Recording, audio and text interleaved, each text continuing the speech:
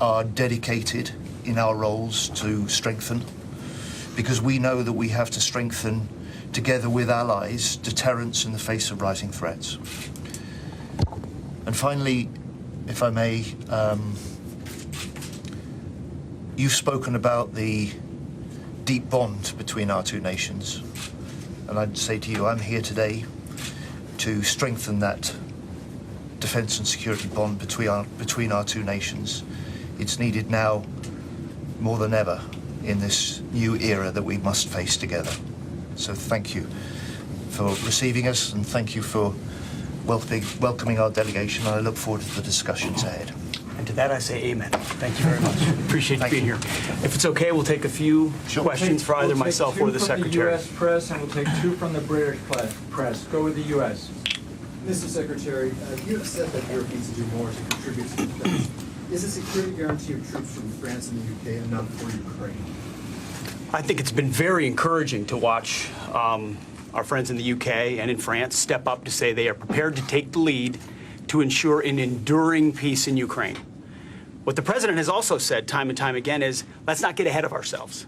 Let's get both sides to the table. Let's get a commitment to peace, and that is what President Trump is actively doing, both with the Russians and Vladimir Putin, and also the Ukrainians and Zelenskyy. So there will be, in order to maintain enduring peace, there's a security aspect to it. The UK and France have pledged, along with others, to be the core part of that. There will be other aspects that are a part of further terms of the negotiation. British press. Go ahead. Secretary, there are reports that a negotiating team will be going to Saudi Arabia next week. Given a renewed push for peace, will you reconsider resupplying Ukraine with weapons, or have the tap been turned off permanently? Oh, as the President has pointed out, it is a pause. Exactly what he said from the beginning, pause pending a true commitment to a path to peace. The President is paying a very keen eye to precisely what the Ukrainians are saying and doing about committing to that peace process, and we're very encouraged by the signs we're seeing. Ultimately, he will make the determination, but it is a pause for now. U.S. press. Yeah. Missy Ryan, Washington Post. Secretary Healy, a question for you. Obviously, you both have referenced this strong historic relationship. At the same time, what does it mean for the UK that its closest ally is now voicing the same narrative that Russia is voicing vis-a-vis the war in Ukraine and seeming to align itself more closely with Russia versus what it has done in the past? Look, first of all, I don't believe, as members of government and decision takers, we're the people to comment on every twist and turn in this process. I'm fixed on the historic opportunity the President has created to bring a lasting and secure peace to Ukraine. That's what he and my Prime Minister dedicated themselves to do last week. And you've seen since then the British Prime Minister pull together in London leaders of 18 nations to discuss the detail of a path to peace. And the President also has asked Europe to step up, and we are. The UK is ready to take on a leadership in that task. You saw that from Keir Starmer at the weekend, in the way that he is pulling the parties together, ensuring that we take Ukraine with us, and that we work closely alongside the United States. And it's the detail of those discussions, which are rightly behind the scenes, that the Defence Secretary and I will now pursue this afternoon. Last question from Danielle with the UK press. Thank you so much. Danielle Sharon, Daily Telegraph. This is for both secretaries. What's the plan if the Ukrainian front line falls apart in the next couple of days? Does Britain and Europe have permission to intervene and help? And secondly, if I may, does Britain have the ability to use its nuclear deterrent by itself? Nobody who has been to Ukraine, who has talked with Ukraine, who has worked with the Ukrainian leaders or met the Ukrainian servicemen and women, or the civilians, believe that they will not fight. Nor do I or the Prime Minister doubt that, as President Zelenskyy has said, they are ready to sign the important economic deal with the US. They are ready for a ceasefire. They want the guarantees and the security that must follow to ensure that they will not again face Russian invasion and Russian aggression. But they, like we, are willing to work to make the most of this unique opportunity that we now have, and that's a responsibility on all of us. And that is very clear from our Prime Minister, it's clear from the President, it's also clear from President Zelenskyy too. And as far as your question about nuclear, it is a question that it would be unthinkable and unprecedented for any Defence Secretary or any government to start just commenting on or speculating on. We are watching, obviously, very closely the front line of troops. I mean, our chairman, the Defense Department, of course, we monitor that very closely. But ultimately, we're interested in creating the conditions for peace. I mean, to the previous question from the Washington Post, the press is interested in narratives. Our president is interested in peace. So we will get characterized one way or another. Oh, your stance is pro-Russia or it's all garbage. The president got elected to bring peace in this conflict, and he is working with both sides in a way that only President Trump can. Let's be clear. Only President Trump can, to bring them to the table to end the killing. And I can tell you from being behind the scenes, he is laser focused on making that happen, and we're closer today than we've ever been because of his leadership. Thank you very much. Press. Thank you, Press. Thank you.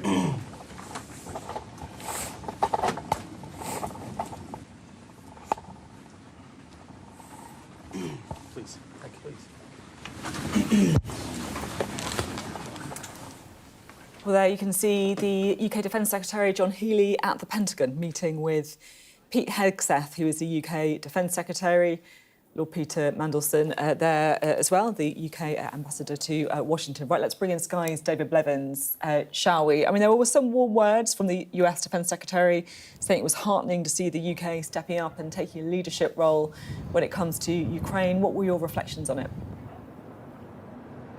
Yes, Sophie, it's interesting to see the US government and the UK government again attempting to present a united front, and yet it's very clear they're not quite on the same page. President Trump is still using maximum leverage against Ukraine. We know that he has suspended military aid to Kyiv, that he's gone further and suspended the sharing of intelligence, something considered so important to security it was until now deemed above politics. And we're hearing even of a further condition that Donald Trump is not now prepared to sign the rare earth minerals deal, even though President Zelenskyy is, until Ukraine is prepared to say it will sign up to a ceasefire at the same time. That's extraordinary. Now, in the last few minutes, we've been hearing from the President's peace envoy, Steve Witkoff, and he says that they have Russia in a good place, that they're keen to close the gaps. He described the President as understanding the concerns of European leaders. In fact, he name-checked Keir Starmer and Emmanuel Macron of France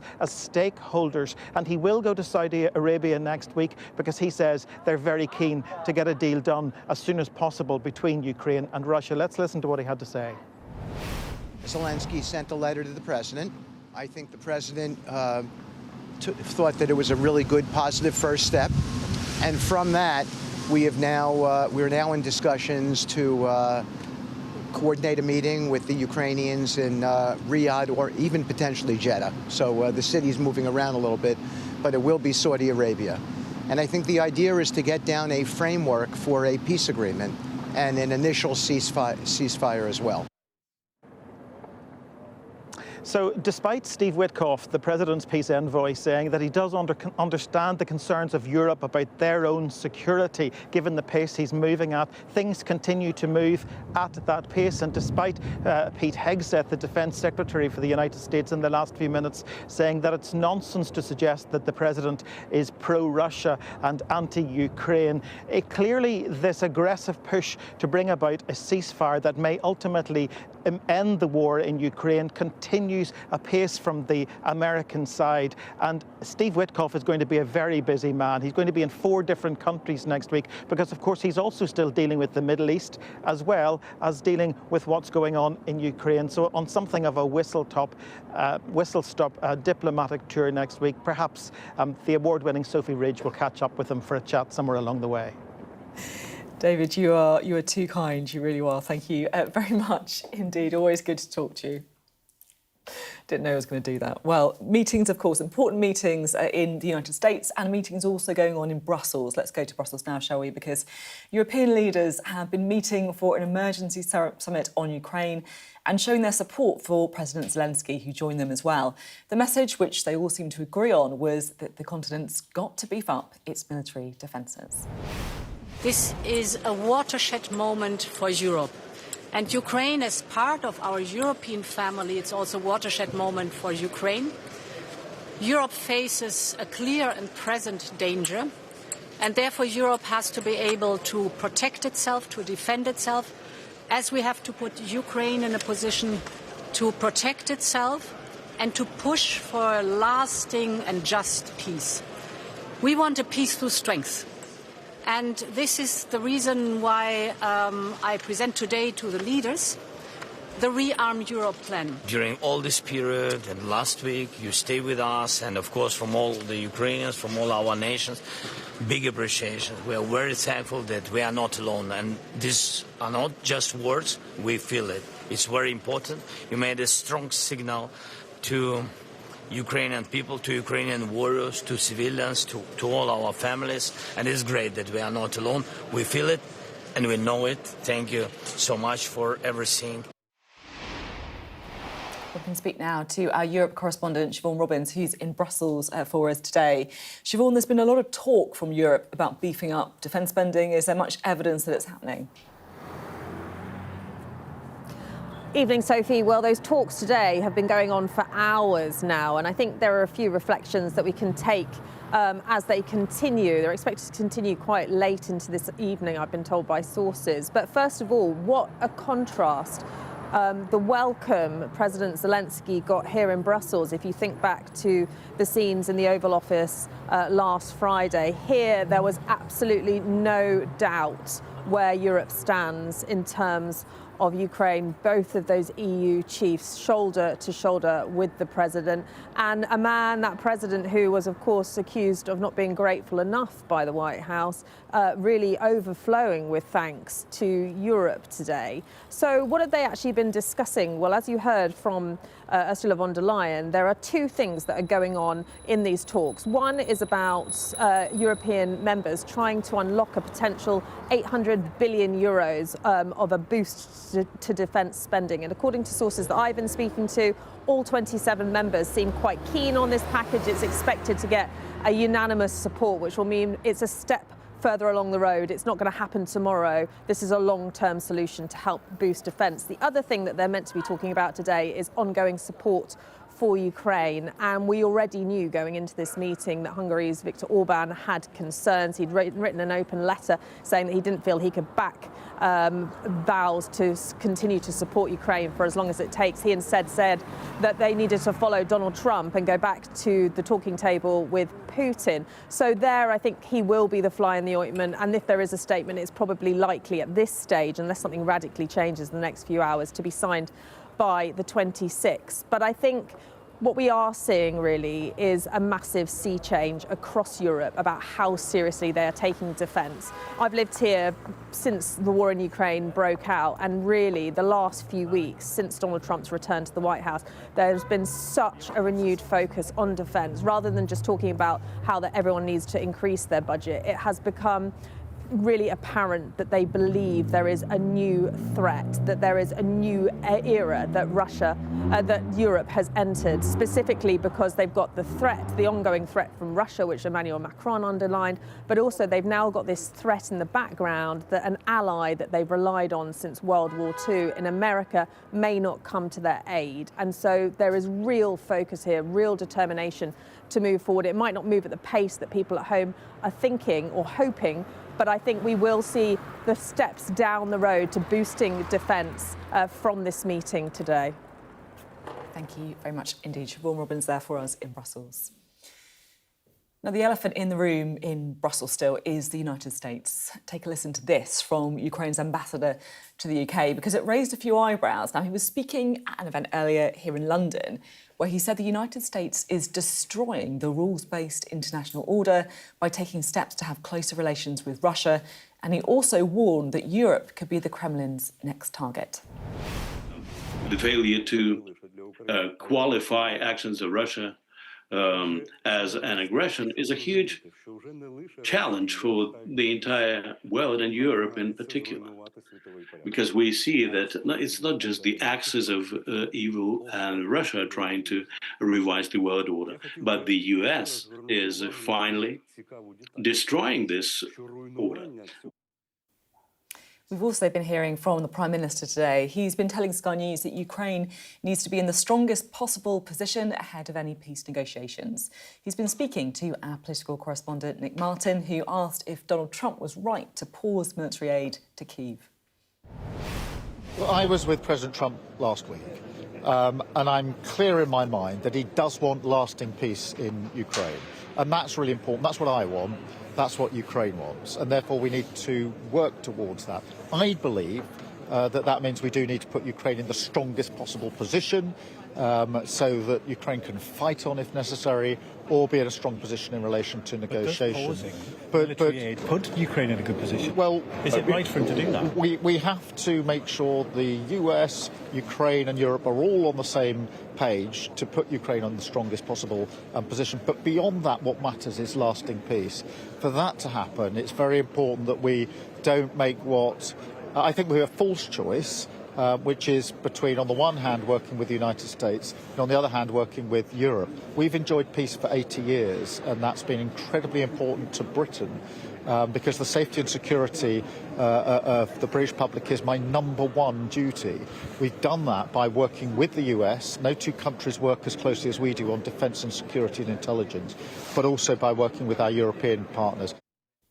Now, on top of all of that, Russia's ambassador to the UK has been telling Sky News that the UK is at the head of those resisting to a quick peace deal for Ukraine.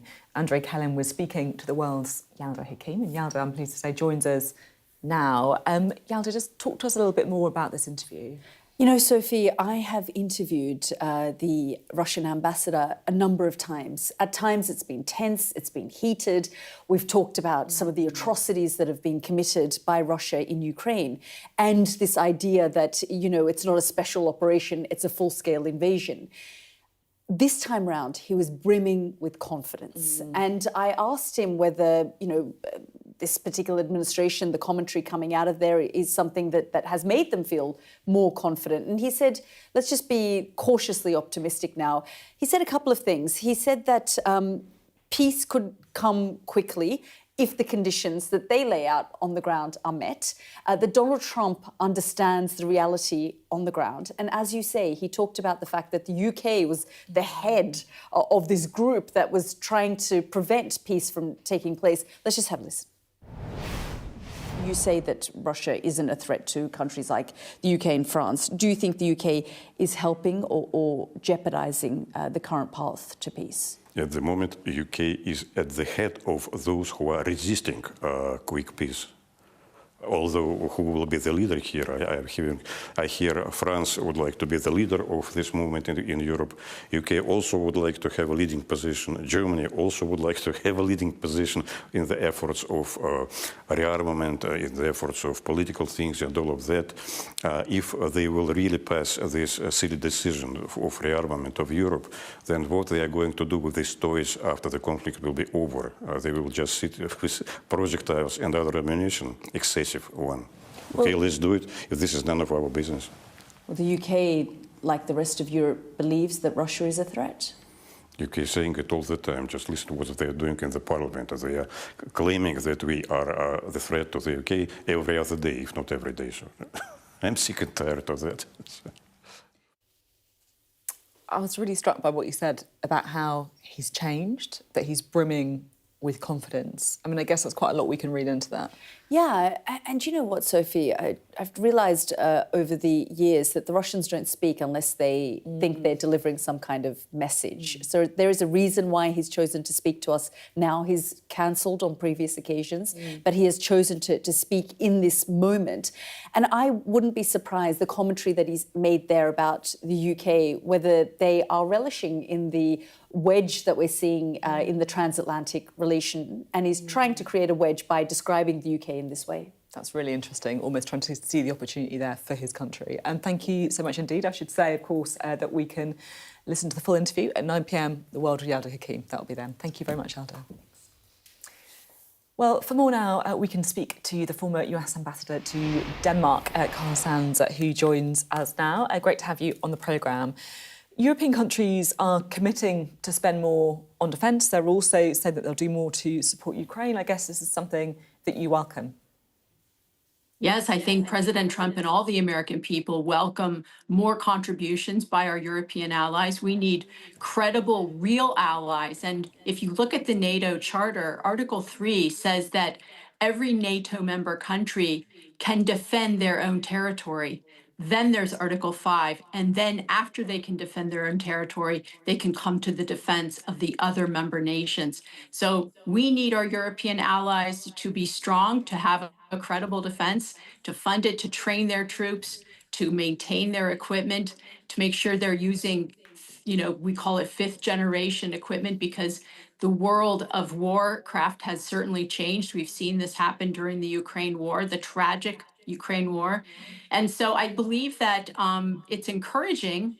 It's sad that it's taken 3 years of the Ukraine war for the Europeans to actually say, yes, we are going to create a strong defense. But look, better late than never.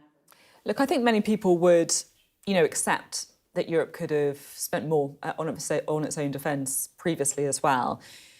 But Keir Starmer has... If I may, Can I just finish the question? I'd be really grateful. Thank you so much. Keir Starmer has increased defence spending, and he said he's willing to commit UK troops as well. But he has asked for that US backstop. Do you think the US should provide a backstop to support Europe in the face of any further Russian aggression?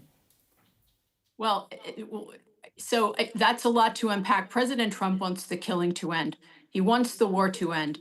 That's the bottom line. And Europe paid a lot more for their defense before the end of the Soviet Union and the fall of the Berlin Wall. Everyone took that peace dividend and put a lot more into social welfare programs and cut their defense spending. Now we're maybe getting back to more normal times when we were spending 5 or 8% of our GDP on our defense so that we had actual credible defense. America doesn't spend 5% of GDP on defense, does it, right? No, not now, but we have in the past. No, we took that same peace dividend. There's no question that there's work to do on both sides of the pond. And we appreciate that the UK has stepped up. The question on whether America should provide a backstop, do you agree with that? Well, I think I'll wait to see what President Trump decides about that. I don't believe he has any intention of sending American troops to Ukraine. And I do believe that it was really unfortunate what happened in the Oval Office between President Trump and his team and President Zelenskyy. But it sounds like things are getting patched up and back on track. And the killing has to stop. That the number one thing President Trump wants to see is the end of this war. He's right. We don't want to see the killing of the youth of Ukraine or Russia. That's the treasure of every country. So the killing has to stop. At the beginning of that question on whether America should provide a backstop, you said that you'll wait to see what Donald Trump says. But surely you can make your own mind up. You're not just going to wait and see what Donald Trump says. What do you think? Do you think America should provide a backstop? I'm not saying about immediately sending troops, but to have that backstop and that security guarantee. So I do believe that Donald Trump is the leader of the free world, and I would never get ahead of him because he's working with the best advisors. He's going to determine what the United States military does under the leadership of Secretary Pete Hegseth. No, I don't think that we should be in Ukraine or anywhere near Ukraine. The American people, the taxpayers, have been funding this war. Ukraine is part of Europe. It's not part of North America. This isn't our war. And if it hadn't been for President Biden being in the White House, I don't believe that the United States would have funded this war, and it would have ended very quickly. And I'll just remind you, there was a peace offer on the table that Zelenskyy and Putin had both agreed to, that former Prime Minister Boris Johnson went and scuttled. And I believe it was with the support, I don't know this for sure, but with the support of President Biden and his administration. So this killing didn't even have to start. And if a strong American president like President Trump will stop these kinds of wars, we don't want forever wars. Maybe the military-industrial complex likes it, but the world does not need more forever wars funded by the United States. You say that you don't think America should provide a backstop, and you began by talking about NATO. And I guess for some people, they might think that the NATO Article 5, where an attack on any NATO member is an attack on all of us, the only time that has been invoked is to support the United States.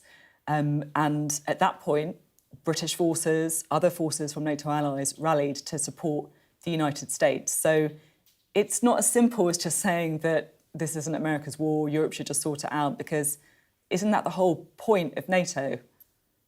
Well, but it's not. You're really doing whataboutism. Ukraine isn't part of NATO. If the UK decides to I'm talking about Europe. Yeah, well, I'm talking about Ukraine. The war is in Ukraine, and if UK or France let me just explain, because I understand that Ukraine is not part of NATO, but we're talking about NATO countries committing forces, British forces, for example, British soldiers, in order to try and have that, to provide the peace that you say that you want. Those British forces are asking for a backstop for them as a NATO member, right? That's the question.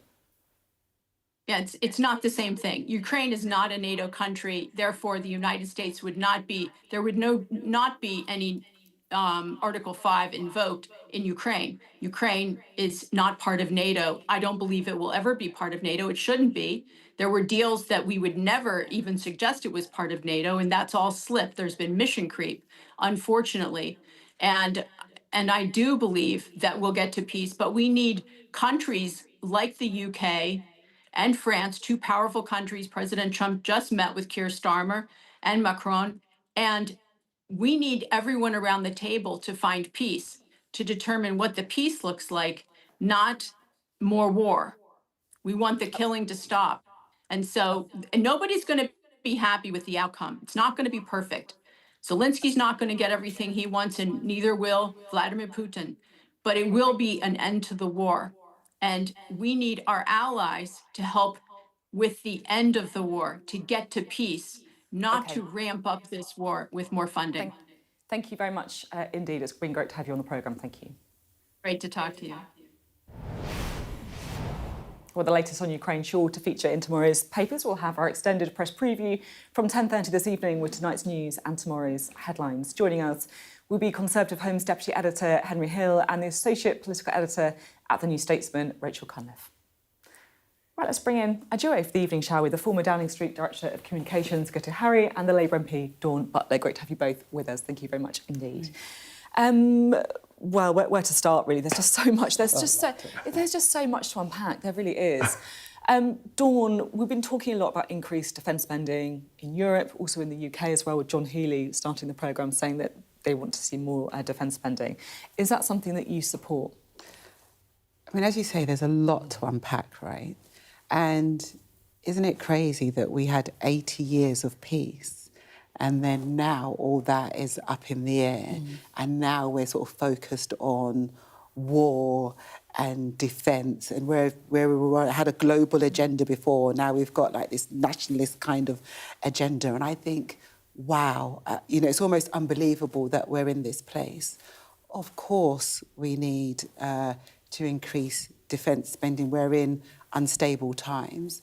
There's one thing that we know for sure, right? And I think our Prime Minister did a great job this weekend, and he definitely has peace as a centre to what he's trying to deliver. I think we can be sure about that and saying that there can be no conversations of peace within Ukraine without having Ukraine around the table. It's kind of ridiculous that you think that, they're saying, right, OK, we're going to have a peace deal and we're going to give it to you and you're going to have to accept it. Crazy situation. Guto. What's painful for me is that the victim is being treated as the perpetrator. It's like we have to pressure Ukraine to do more to stop somebody who has crossed the border into their land and killed their people and bombed their cities. If Zelensky was in vast, swathes of Russia, I'd understand that all the pressure would be on him.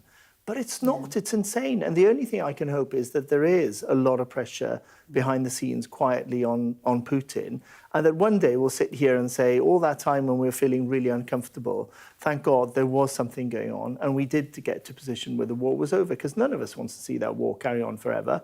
Most of us didn't want to see it start. It started unprovoked because a man called Putin in the Kremlin sent his troops and his tanks and his artillery and all that to invade a sovereign, independent nation that was minding its own business and getting on with life, not attacking its neighbour. Yeah, it's really... It has been actually, I found personally, like a difficult watch with Zelensky as well, because you feel as if they're almost making him humiliate himself to show his gratitude. It's like, well, he probably feels he hasn't got that much to be grateful about when he looks at the state of his country and the number of people who've been killed. Yeah, and also, the deal with the minerals deal was something that was being negotiated under Biden, right? So, and then Trump's coming. It just all seems very strange.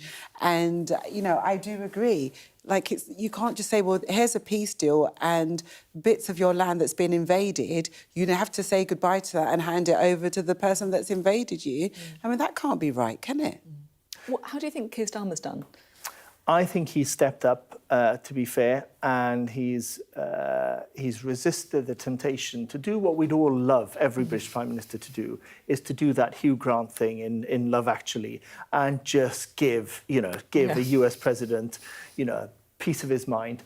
That would not work here. We saw how harshly Zelensky's being punished. So he's shrewdly being very, very reserved in public, and no doubt in private, he and others are pushing really hard for something tangibly, tolerably, digestible, hopefully, to happen. It's painful to watch. Simultaneously, the plan B about Europe having to sort of face a reality that we may be alone without our long-standing ally, I think, to be fair, Keir Starmer has pushed that agenda very hard. And in saying troops on the ground, he's put his cards on the table and challenged everyone else in Europe. If they all step up, it's depressing to be spending so much on defence and on troops and rearming and all that, but we have little choice. And anyone who thinks that we do have a choice at this point in time is slightly deluded, because Putin has proved that it's not just rhetoric. Just look at the devastation in Ukraine. That could be Estonia, that could be anywhere in the Baltics, anywhere in the Balkans, and then it gets closer and closer to us. So there has to be a line in the snow or the sand or whatever. Thanks both very much indeed. Great to have you on this evening. You're watching The Politics Hub. Coming up, Beth Rigby has sat down with the Chancellor, Rachel Reeves, as she prepares for the spring statement. And some wins for the channel, and oh my goodness, I didn't know this was coming either. It's a familiar face. I'll tell you some news about Sky News.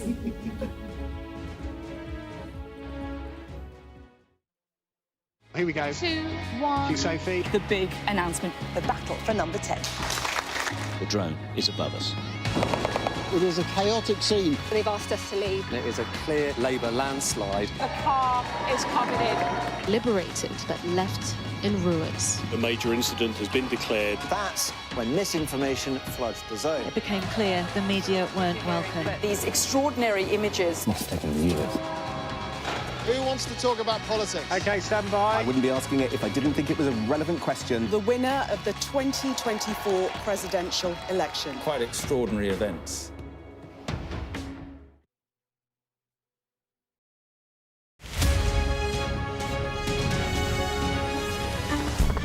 We're trying to see as much as we can. We start with breaking news. Historic day here today. The golden age of America begins right now.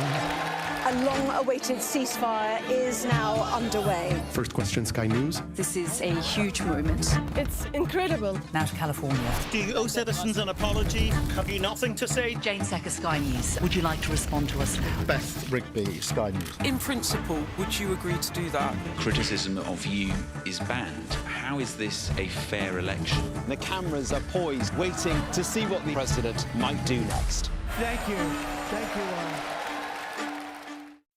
We're going to do this 100 times every day for the next 3 months. Why have we agreed to this? Raises many questions about many things. Actually seeing people impacted, she was so upset. It was powerful. They kind of couldn't believe they were being berated here. Very much on my terms, I think was the subtext. News happens fast around Donald Trump. It was a kind of wow moment. Yeah, that's what it feels like, doesn't it? It's Trump world, and we just live in it. So, where next? Follow Trump 100 wherever you get your podcasts.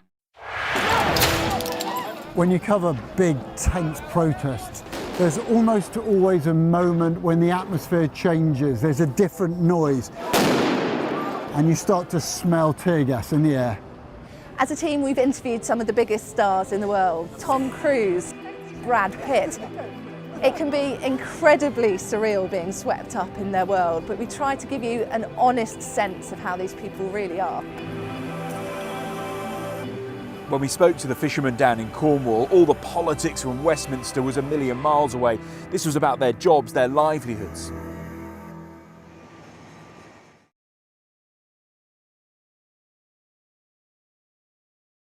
We're rolling. Welcome to the world. Our new podcast, starting now. It's very exciting. Every week, we'll be reporting from the world's trouble spots. We get to hold those in positions of power accountable, and we get to ask the questions that the audience, the listeners, want to know about. And that's why it is so important that people tune in, come along for the road, come along for the journey. It'll be fun. Hello, welcome back. Now, the Chancellor has confirmed she'll reform the welfare system as she looks to cut billions from the welfare budget and also continuing to meet her fiscal rules. Rachel Reeves has been speaking to our very own Sky's Beth Rigby on the Electoral Dysfunction podcast, saying there has to be reform because it's letting down taxpayers, the economy and recipients, while again committing to reach 2.5% in defence spending by 2027. You had to do the defence spend announcement. Can you just sort of lift the lid on that a little bit in terms of its manifesto pledge broken, you perhaps didn't really want to do it as Chancellor and then you had to find the money. It happened really quick, huh? Was a manifesto pledge that we're fulfilling. We said in our manifesto we would get to 2.5% of GDP. Obviously, we've got the spending review coming up in June. But as you sort of started off this section of the podcast, the world has changed. We can all see it before our eyes. And the decision was made not just to get to 2.5%, but to get to 2.5% in 2027. I think that was the sort of most significant bit, really, of the announcement. Everyone knew we were going to get to 2.5% in this Parliament. That was a commitment from us in our manifesto that we would get there, but we're actually going to get there in 2 years because we recognise that the world has changed, the enormity of the situation. I just want to come quickly to the spring statement. Can you just quickly explain what that actually is?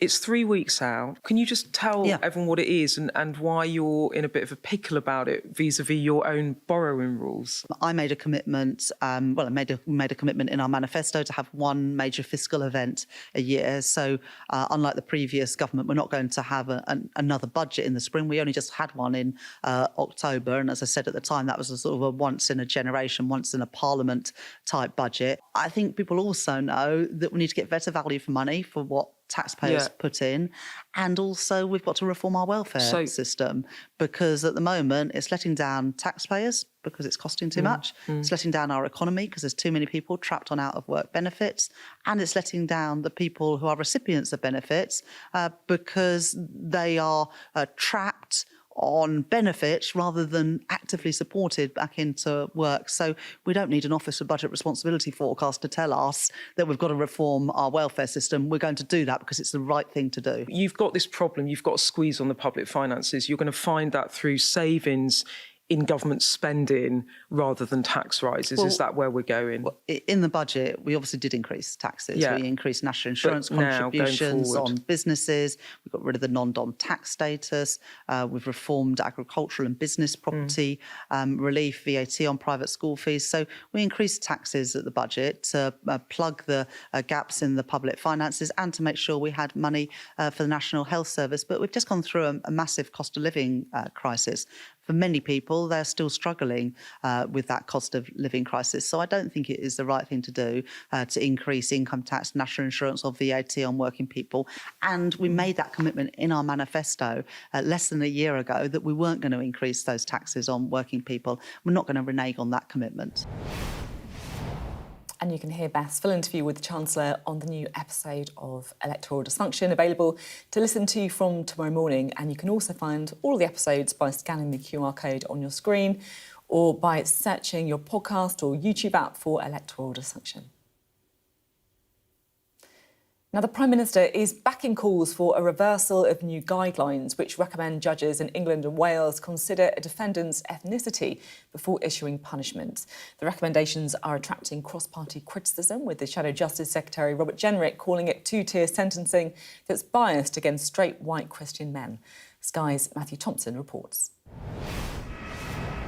Britain's struggling prison system has long been a source of political controversy, but now it's prompted a rare outbreak of political consensus.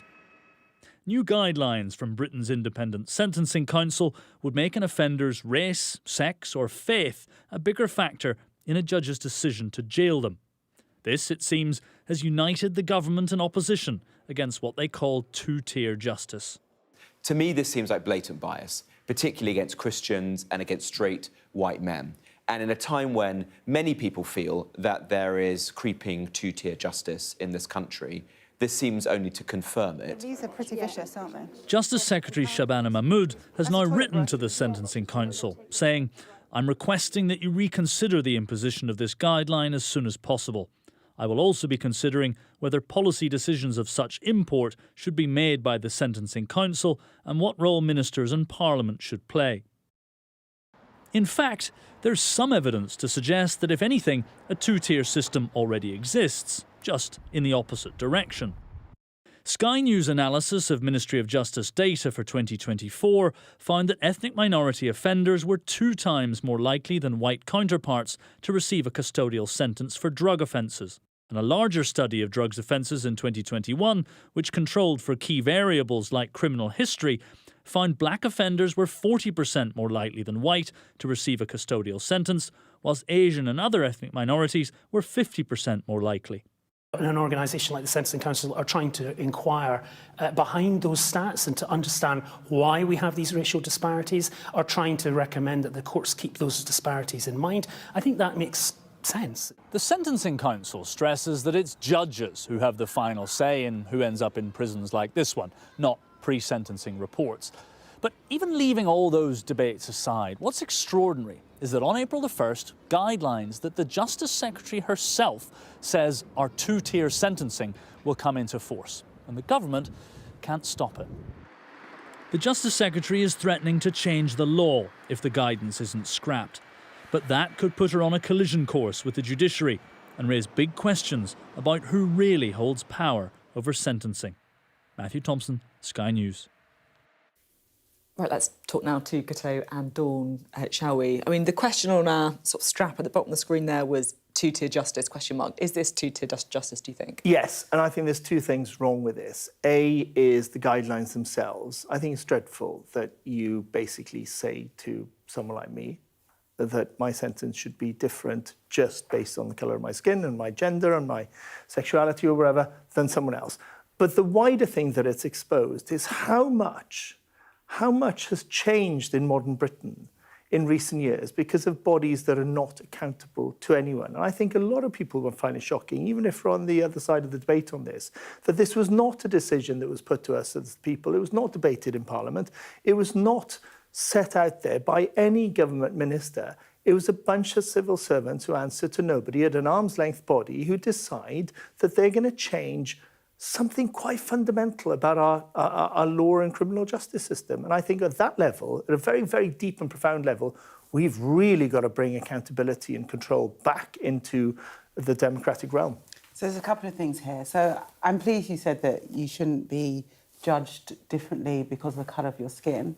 So if I was to tell you that black and brown people get judged more harshly because of the colour of their skin, what would you say to that? I would say that it's probably a number of factors, because if you have a white, thuggish, working class boy versus a very well-presented, posh South Asian woman who may have gone to Oxbridge, I think the white guy is going to come off worse. So I think there are other factors, like economic factors. I know it's an uncomfortable thing to say, but you have to recognise that class, economic achievement, what you achieve at school is as relevant as the colour of skin. But what would you say if I told you it's factual that the colour of your skin means that you're twice as likely to get a harsher sentence, you're 18 times more likely to be stopped and searched, you're 5 times more likely to die in police custody? What do you say to that? We have rightly tried to address those things. Is it right or wrong? We've rightly tried to address these things throughout my entire lifetime.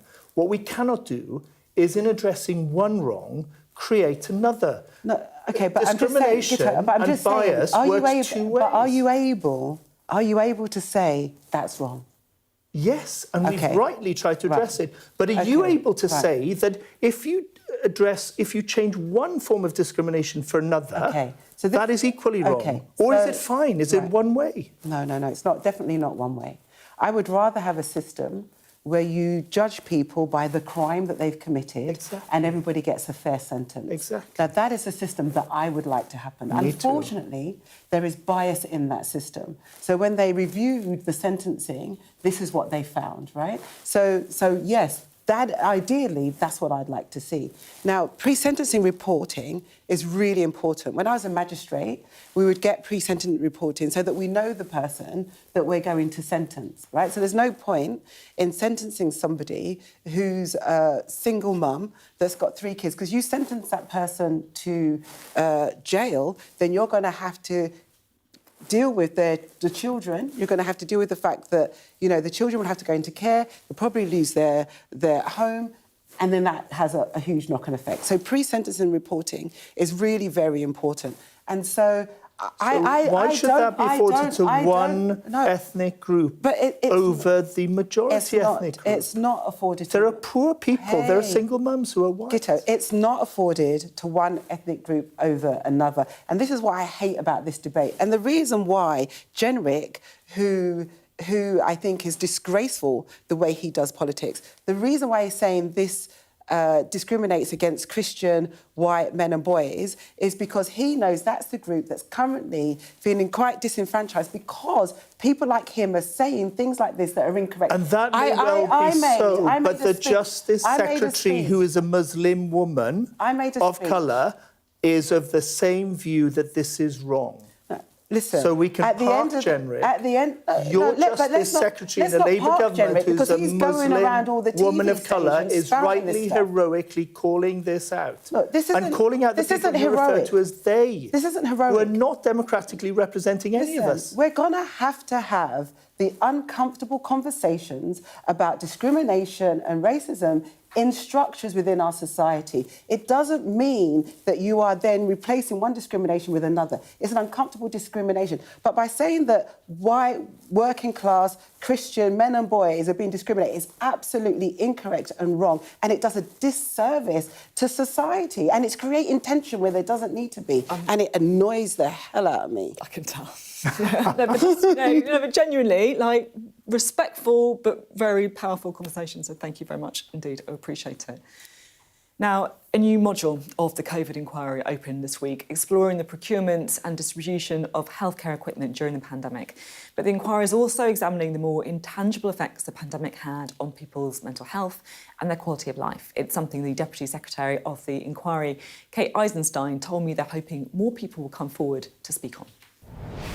It's nearly 5 years, almost exactly, since the start of the pandemic, and almost overnight, people's lives were transformed across different communities throughout the UK. Exactly as you say, whether it's people who are worried about going to work and catching the pandemic, homeschooling children, the loss of a loved one.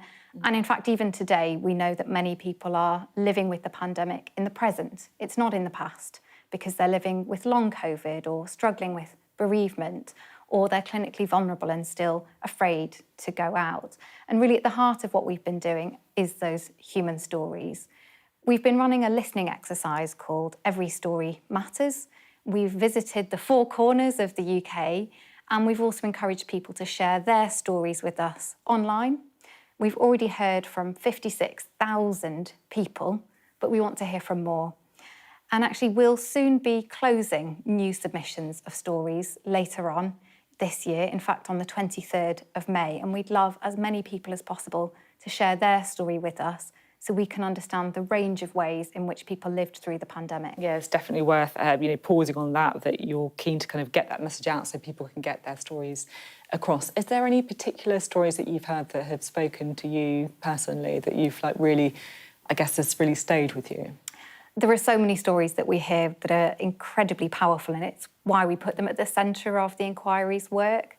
One that particularly stays with me that I recall coming across was a registered manager of a care home who was having to make heart-wrenching decisions about how to keep her residents safe whilst also treating them with care and respect and dignity when there were visiting restrictions, but she knew that older adults benefited from seeing their loved ones and trying to balance those very difficult decisions.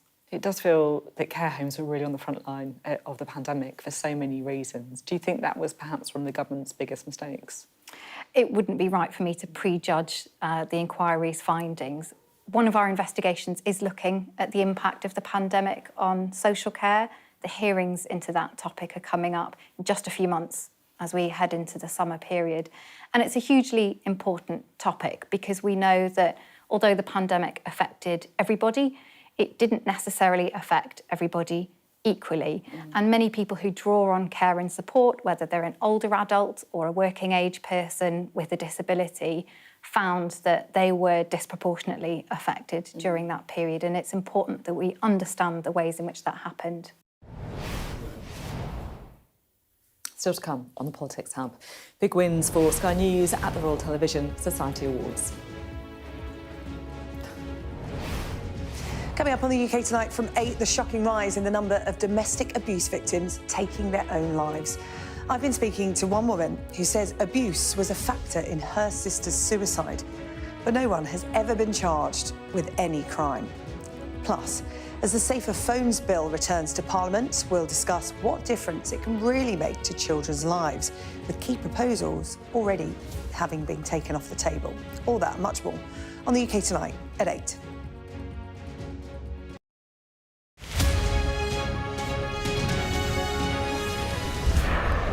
Once almost lost, these denizens of the deep are back.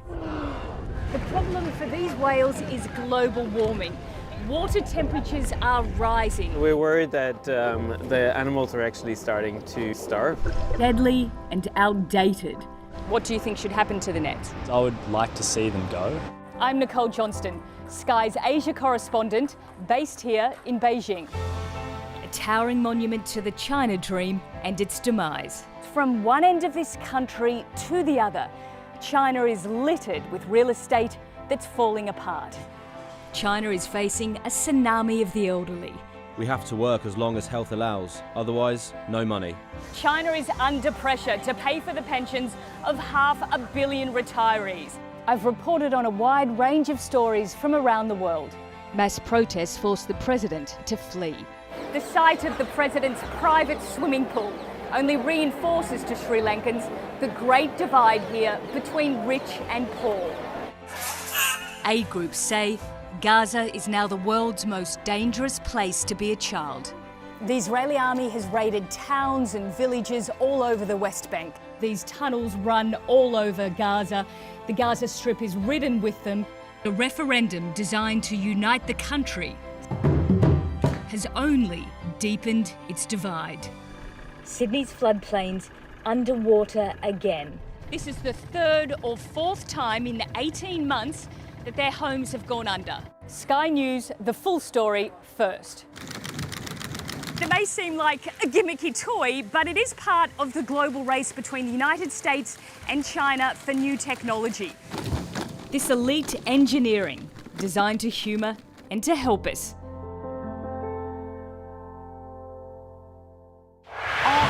Gives you the very best of Sky News wherever you are. Breaking news, videos, analysis. Up at 6%. Podcasts, watching us live. Joins us live. All in one place.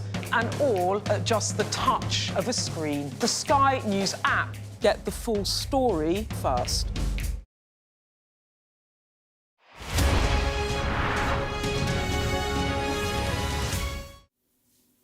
Hello, welcome back to the Politics Hub. Now, last night Sky News was named News Channel of the Year at the Royal Television Society Awards for the 8th year in a row.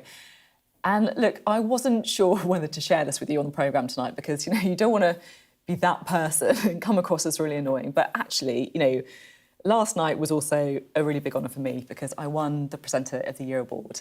And after thinking about it, I decided that I actually did want to tell you about it because I feel like you guys, you know, the people who tune in and watch the Politics Hub are a big part of that award. So I just wanted to say thank you for giving us your time and letting us into your living room. You know, I really appreciate it so much. And the other reason that I wanted to share it with you is so that I can name-check the team behind this programme. Now, we don't run programme credits on the Politics Hub, but you know, the team working on this show are the best in the business. They work incredibly hard, and this is really a testament to the work that they've done over the last year. So I want to say thank you to Darryl Murphy, to Mark Williams, to Sarah Weaver, to Emily Kinder, and to Tamara Bungaroo Valdez. And also thanks to Max Brown, Jack Parker, and Alexis Heenan, who've been working on this show this evening.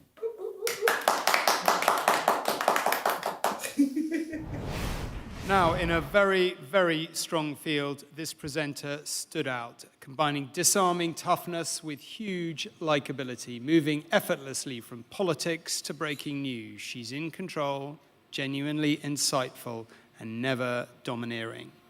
Our winner is Sophy Ridge. Just under 20 years as a journalist, you know, this is the greatest honour for me. I feel very proud to work at Sky News. I feel very proud of the journalism that we do at Sky News. But for me, the best thing about TV journalism is that you work as part of a team. I love working as a team. I love my team as well. I love my Politics Hub team, and I want to thank them, really. People often have the misconception that presenting is about talking, when really presenting is about listening. It's about listening to our viewers, our audience, who should always be very, very close to us. It's also about listening to the people that we interview. So my final thank you is for all of the people who've spoken to me over the last year, who've shared their stories, shared their experiences, and shared their views. Thank you so much.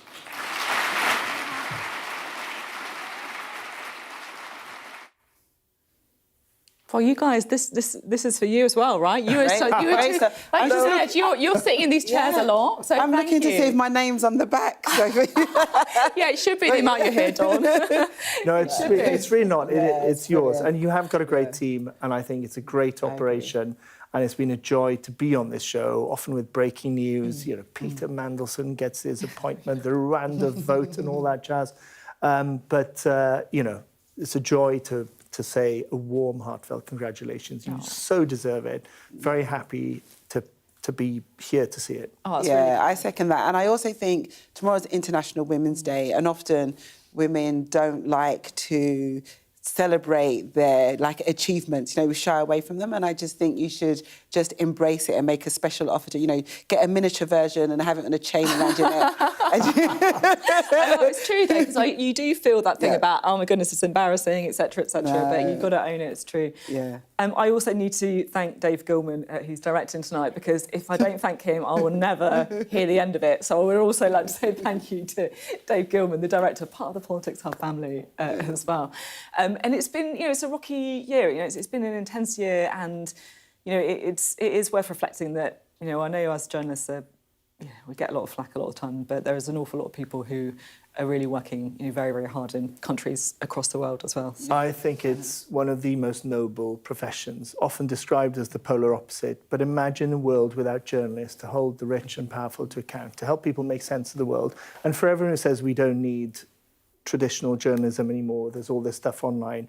Who do they think provides the only stuff online that's worth looking at, watching, listening to? You need good old-fashioned professional journalism. Thank you both very much indeed. We are out of time, but it's been a real pleasure having you on the programme, as always. Thanks very much. Thanks for letting me indulge myself. I appreciate it. I will be back on Monday at 7 p.m.